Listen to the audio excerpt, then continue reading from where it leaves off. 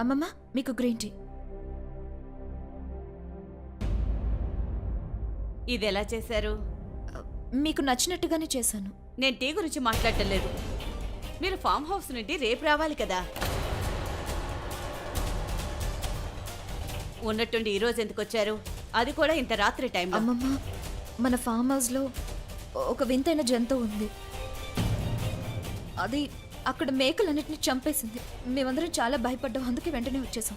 ఆ టైంలో కార్ నేను డ్రైవ్ చేయాల్సి వచ్చింది. ఎందుకంటే ఏంటి?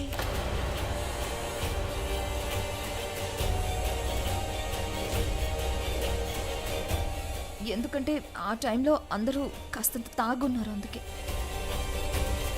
ఫామ్ హౌస్ దగ్గర జనాలు చిరుతపులను చూశారు. ఒకవేళ ఆ జంతువు అదేనేమో. ఇంత రాత్రి వాళ్ళ ఇంటికి ఎవరొచ్చి ఉంటారు? ఆ విషయం ముందు నువ్వు డోర్ తెరిస్తేనే కదా తెలుస్తుంది.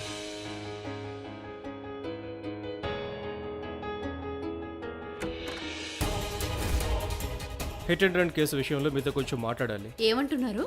కాసేపు కిందట hit and run case file అయింది. ఆ యాక్సిడెంట్ చేసిన వాళ్ళు ఈ ఇంట్లోనే ఉంటారని మాకు తెలిసింది. వేద్, రిషబ్,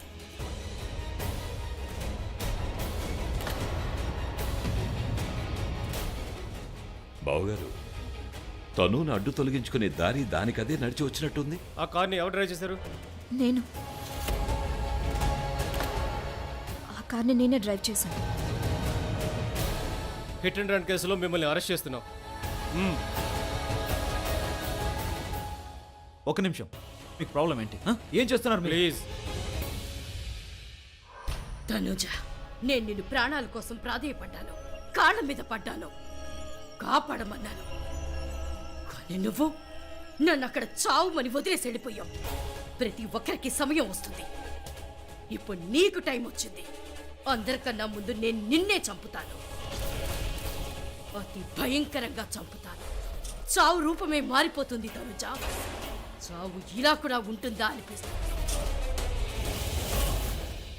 ఏంటి ఇన్స్పెక్టర్ గారు, ఏం చేస్తున్నారు మీరు? అలా ఎలా తీసుకెళ్తారు మీరు తన్ని? తీసుకుని వెళ్ళక తప్పదు. మీరు వినలేదా? ఆ అమ్మాయి తన తప్పు ఒప్పుకుంది. మల్హోత్రా, నువ్వు ఏదో ఒకటి చేయొచ్చు కదా.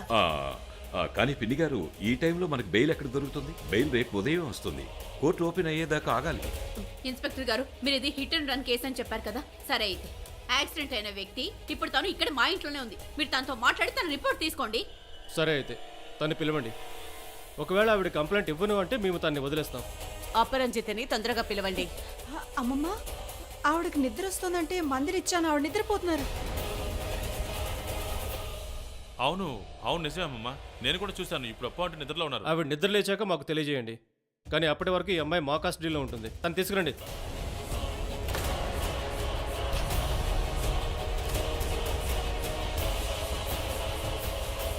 తనుజ, నువ్వేం కంగారు పడుకో, మేము ఉన్నాం కదా.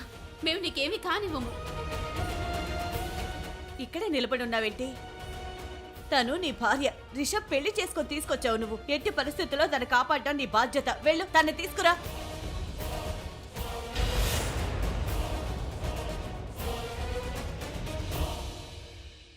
అపరంజిత,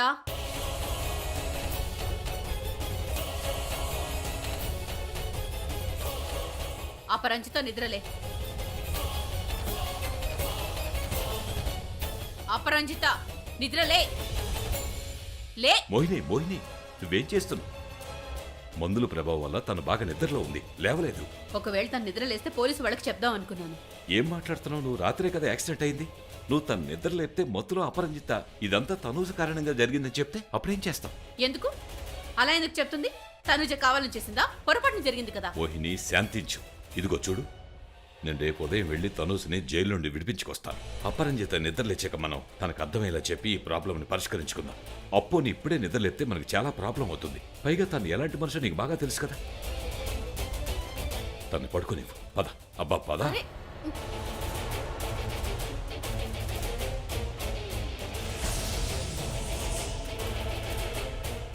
తనుజ జైల్లో ఉందా? కానీ ఈరోజు నాకు బలి కావాలి కదా. తన మీద దాడి చేద్దాం అనుకున్నానే.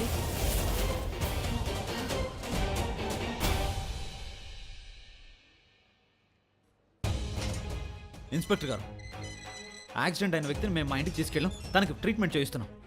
ఇంకా మీకు ప్రాబ్లం ఏంటి? నీ నగలివ్వు. అంటే దాని అర్థం యాక్సిడెంట్ జరగలేదని కాదు కదా? లేదు లేదు, అలా అనడం లేదు ఇన్స్పెక్టర్ గారు. యాక్సిడెంట్ జరిగింది కానీ రిషబ్బా వీళ్ళ అక్కని మగవాళ్ళ సెల్లో వేశారు చూడండి. ఇదేం పద్ధతి ఇన్స్పెక్టర్ గారు? తన్ని మీరు గుండాల సెల్లో ఉంచారు. చూడండి, ఆ సెల్ లాక్ పడడం లేదు, అందుకే మేము అందరినీ ఒకే సెల్లో ఉంచాం. అర్థమైందా? అయితే ఒక్క నిమిషం, మీరు లోపల ఒక లేడీ కానిస్టేబుల్ కూడా ఉంచండి. అప్పుడు ఎలాంటి ప్రాబ్లమ్స్ లేకుండా ఉంటాయి. ప్లీజ్. మాకు చట్టాలు నేర్పించకండి. కానిస్టేబుల్, వీళ్ళు బయటకు పంపించండి. ఒక నిమిషం, నేను కూడా ఇక్కడే ఉంటాను. మిస్టర్, ఇది పోలీస్ స్టేషన్. ఇక్కడ మీరు ఉండడానికి వీల్లేదు. బయటికి వెళ్ళండి. రండి సార్, బయట పదండి. చెప్తున్నాం కదా సార్, బయటకు రండి. సార్ చెప్పేది మీకు అర్థం కావట్లేదా మీకు? ఏయ్, సారీ ఇన్స్పెక్టర్ గారు, నేను కోపంలో పొరపాటున తను కొట్టేశాను. దీనికి మీరు నన్ను లాకప్లో ఏం వేయరు కదా? తన లాకప్లో వేయండి. Thank you. పద. ఒక నిమిషం, జయంతి నాన్నమ్మకు చెప్పు, నేను ఇక్కడే ఉన్నాను. తను గురించి ఏం కంగారు పడద్దని చెప్పు. పదండి. Thank you. ఏం చేసావు నువ్వు? నేనేం చేశాను? ఆ, చేసిందంతా నువ్వే చేసావు. ఆ కానిస్టేబుల్ అలా కొట్టాల్సిన అవసరం ఏంటి? నేను ఈ విషయం గురించి మాట్లాడడం లేదు. ఇంటి దగ్గర నువ్వు చేసింది ఏంటి చెప్పు.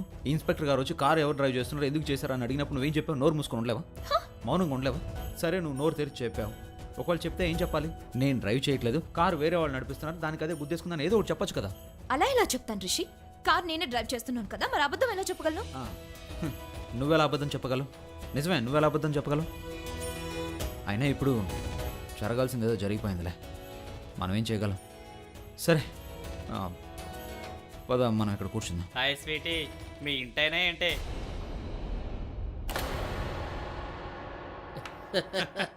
ఏయ్, స్వీట్ అని ఎవరు అంటున్నావు? నేను బయట పోలీసు వాళ్ళని కొట్టేసి వచ్చాను, నేను ఏకంగా చంపేయగలను. రిషి వెళ్ళ. రిషి రిషి ప్లీజ్ వదిలే. సరే పద మనం కూర్చుందాం.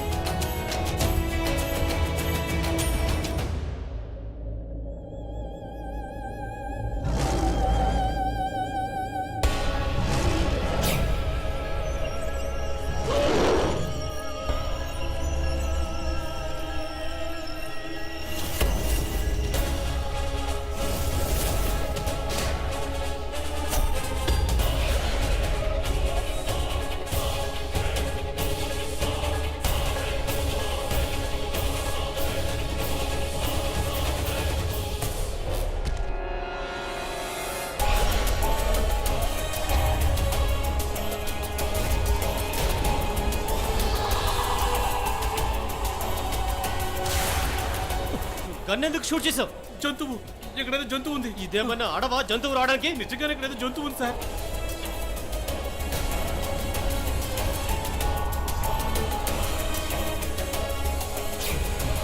జంతువా? జంతువా?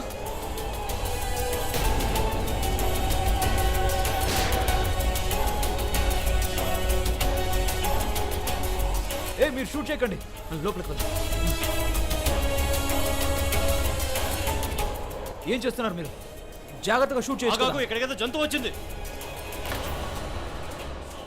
మమ్మల్ని వదిలేయండి, బయటికి వదలండి మమ్మల్ని.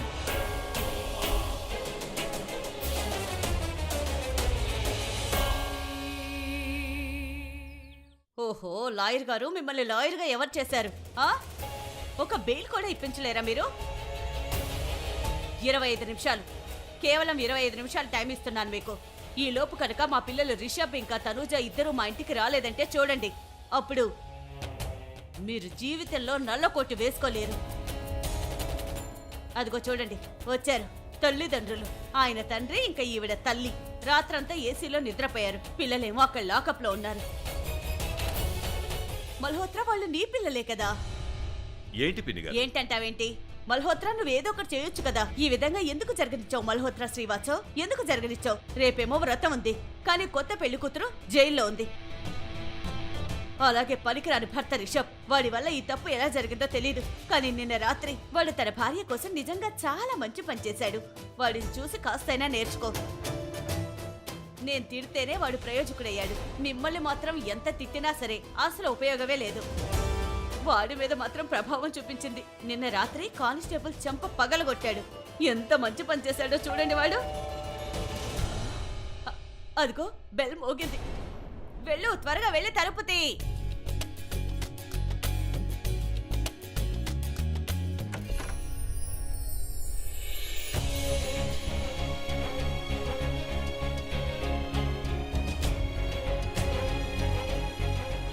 తనుజా,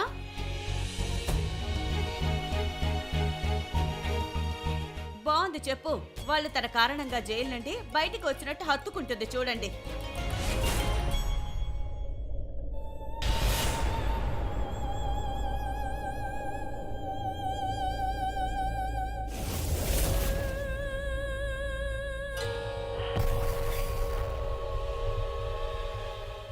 అప్పు అంటే మీరు అంటే నా ఉద్దేశం హఠాత్తుగా మీరు ఎక్కడికి వెళ్ళారు? నేను ఉదయం లేచేసరికి ఇక్కడ ఏం జరిగిందో తెలిసింది. అందుకే పోలీస్ స్టేషన్కి వెళ్ళాను. తనుజ్కి వ్యతిరేకంగా నేను కంప్లైంట్ చేయలేదు. తను రిషబ్కి భార్య, అలాగే ఇంటి కోడలు. తన వల్ల ఏం జరిగిందో అది పొరపాటు జరిగింది. అందుకే తను పోలీస్ కస్టడీలో ఉండాల్సిన అవసరం ఖచ్చితంగా లేదు. ఒకవేళ అప్పు అంటే లేకపోతే మేము ఈరోజు ఇంటికి వచ్చేవాళ్ళమే కాదు. థ్యాంక్స్.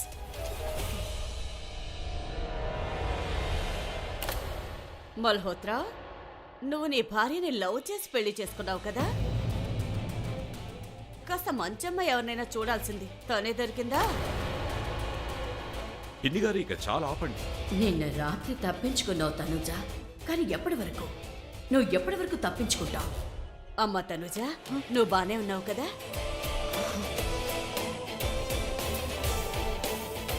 అమ్మమ్మ, నిన్న రాత్రంతా రిషి ఉండకపోతే అక్కడ ఏం జరిగేదో చెప్పలేను. అమ్మమ్మ, తను రాత్రంతా మేల్కొనే ఉన్నాడు. నా కొడుకు అంత మంచివాడు, మరి ఎప్పుడు ఎదుటివారి గురించి ఆలోచిస్తాడు. అవునవును, చాలా మంచివాడు. ఒకసారి వాడు చిన్నప్పుడు ఇంట్లో పనివాడు ఆరోగ్యం బాగోపోతే అప్పుడు తన ప్లేట్లో తన చేతులతో తనకు భోజనం తినిపించాడు. అది ఆయన ఉద్దేశం ఏంటంటే, రిషబ్ ఇతరుల గురించి అంత ఆలోచించినప్పుడు తప్పకుండా తను తన భార్య గురించి ఎక్కువగానే ఆలోచిస్తాడు కదా. అంతే కదా తనుజ? భార్య కూడా తన గురించి ఆలోచిస్తుంది కదా. రేపు వ్రతం ఉంది. రోజంతా పాపం తన ఉపవాసంతో ఉండాలి. నిండు నూరేళ్లు తన భర్త బ్రతకాలని ప్రార్థన చేస్తుంది. నువ్వు చేస్తావు కదా తను? పెళ్లి తర్వాత తను చేయబోయే మొదటి వ్రతం. లేదు నాన్నమ్మ, నేను ఇలాంటి అసలు నమ్మనని నీకు తెలుసు కదా. తను నువ్వు వ్రతం చేయాల్సిన అవసరం ఏం లేదు. నువ్వు ఇలాంటివన్నీ నమ్మవని నాకు బాగా తెలుసు, కానీ ఇప్పుడు మాత్రం నమ్మాల్సిందే, అంతే. అత్తయ్య గారు, రిషబ్ ఇప్పుడు పెద్దవాడు అయిపోయాడు కదా, మనం దేన్ని బలవంతంగా చేయించకూడదు కదండి. పెద్దవాడైతే ఏమైంది? ఇక్కడ రిషబ్ చేసేది ఏముంది? ఉపవాసం తనూజ ఉంటుంది. రిషబ్ ఏం చేయాలి? తనూజ దగ్గరుండాలి, తనతో షాపింగ్ చేయాలి. రాత్రికి చందమామ వచ్చిన తర్వాత తనకు నీళ్లు తాగించి ఉపవాసం నుండి తనుని విడిపించాలి. ఇదే కదా చేయాల్సింది. నాన్నమ్మ, తను ఇలా వ్రతం చేయడం నాకు ఇష్టం లేదు. రిషి, నువ్వు ఊరుకో. నేను వ్రతం చేయాలనుకుంటున్నాను. ఇప్పుడు మాట్లాడు. ఇంకేం మాట్లాడతాను? ఇంకా మాట్లాడేది ఏమీ లేదు. నువ్వు తిన్నగా తనూజను షాపింగ్కి తీసుకెళ్ళు, సరేనా? అలాగే నాన్నమ్మ.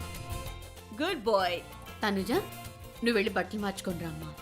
అవును, పదమ్మా, పద.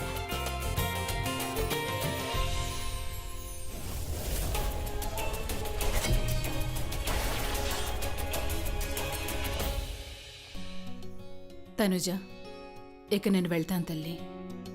కానీ ఎందుకు? ఏమైనా జరిగిందా ఏంటి? లేదు లేదు, ఏం జరగలేదు తను. నిన్ను వదిలి వెళ్ళాలంటే బాధగానే ఉంటుంది. కానీ ఏంటంటే, నా కొడుకు వచ్చాడు తల్లి. తను ఎప్పుడూ ఢిల్లీలో ఉంటాడు, కానీ ఇప్పుడు తన ఇంటికి వచ్చాడు. అందుకే నేను తను ఇక్కడ ఉన్నంత వరకు నేను వాడితో ఉండాలనుకుంటున్నాను. ఇంకేం లేదు. చూడండి, నిజంగా మీరు నా కోసం చాలా చేశారు. మీరు నాతో కలిసి చాలా రోజులున్నారు. నాకు బాగా అలవాటైపోయారు. మీరు మళ్ళీ తిరిగి వస్తారు కదా?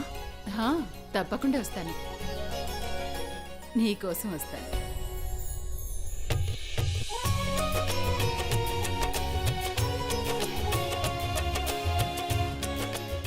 సరే, ఇక నేను వెళ్తానమ్మా. నువ్వు జాగ్రత్తగా ఉండు. మీరు కూడా.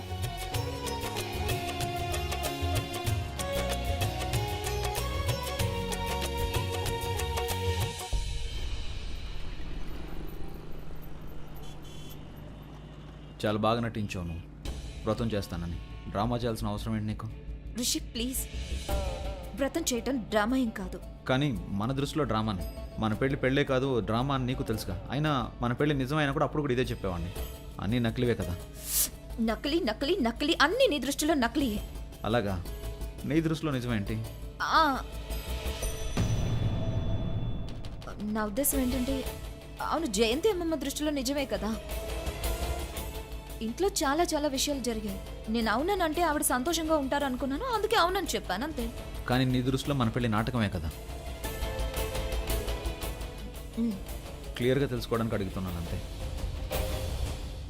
మరి ఇదంతా ఏంటి? ఓకే, షాపింగ్ కోసం. నువ్వు షాపింగ్ చేయడానికి డ్రామా ఆడుతున్నావు కదా. షాపింగ్ కోసం ఏం రాక్షసే నువ్వు. ఓకే, షాపింగ్ నీ ఇష్టం వచ్చినట్టు చేయి. అప్పు ఆంటీ అప్పు అంటే ఎక్కడికి వెళ్ళారు? ఓ బాత్రూమ్. నేను మీకోసం చూసి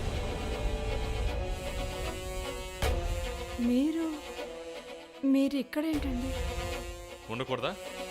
అప్పు అంటే నువ్వు జాగ్రత్త చూసుకున్నప్పుడు నేనే కదా రావాల్సింది. అయ్యో అది నేను ఆవిడ కోసం జ్యూస్ తేవడానికి వెళ్ళాను. గుడ్. నువ్వు జ్యూస్ తీసుకురాకపోయి ఉంటే నేను నిన్ను జ్యూస్గా మార్చేసాను. చూడు నాయనా, నేను అప్పు అంటే దృష్టిలో గుడ్గా ఉండాలి. ఆవిడ నాకు హెల్ప్ చేస్తున్నారు, నాకు డబ్బు ఇస్తున్నారు, తెలిసిందా నీకు? అది నువ్వు ఇవ్వలేవు కాబట్టి, మీ నాన్న ఇవ్వలేడు కాబట్టి. మీరు ప్యాక్ ఆడడం మానేచ్చు కదా యోగ్. నైనా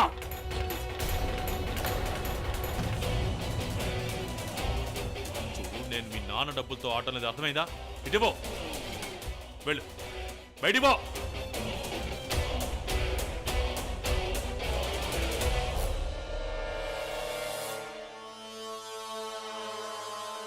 అప్పు అంటే బయటికి రావట్లేదండి.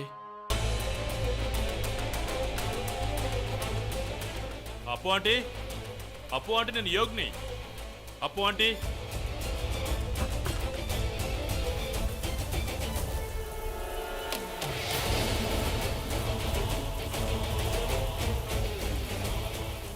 ఈవిడ ఎక్కడికి వెళ్ళారు?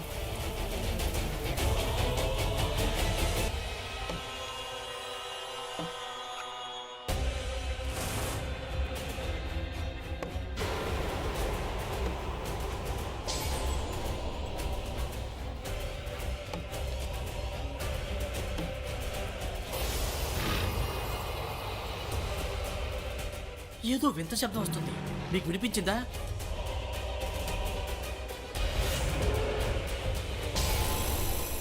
కనీసం ఇలాంటి వెయిట్ లిఫ్టింగ్ అయినా చేయొచ్చు కదా. ఎలాగో జిమ్ కి వెళ్ళటం లేదు, పొట్టు చూపిస్తున్నావు కదా. మరి అంత వెయిట్ ఏం లేదులే. ఒక్క నిమిషం.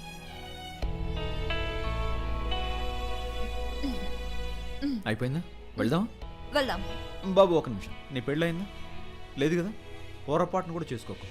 నకిలీగా కాదు నాటకంగా కూడా వేయకు. ఎందుకంటే నీకు వచ్చే సంపాదన అంతా షాపింగ్లో నాశనం అయిపోతుంది. ఆ తర్వాత నువ్వు కూడా అర్థమైందా? పద. నన్ను తిడుతున్నావు కదా, అందుకే ఇప్పుడు అనుభవించు. ఏం చేస్తున్నాను? అనుభవిస్తున్నాను కదా. ఎదుగో చూడు. అలాగా అనుభవిస్తున్నావా? తప్పదు కదా. కాదు, నేను అనుభవిస్తున్నాను. నీకు నూరేళ్ళ ఆయుష్ కోసం నేను వ్రతం చేస్తున్నాను, అందుకే ఈ మాత్రం చెయ్యాలి కదా. అలాగా? నువ్వు వ్రతం చేస్తున్నావా లేక తిడుతున్నావా? ఒక పని చేస్తాను, నేను నీ ప్రాణాలు మళ్ళీ కాపాడుతాను. దయచేసి నువ్వు ఈ షాపింగ్ మాత్రం చేయకు ప్లీజ్. ఇంకెప్పుడు చేయకు. నిజంగానా? నిజంగా.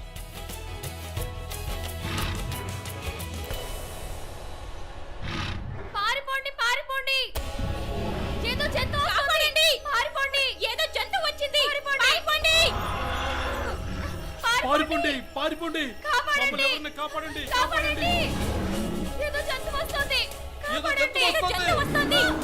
పారిపోండి! అయ్యో, పారిపోండి! ఏదో జంతువు వస్తుంది! పారిపోండి!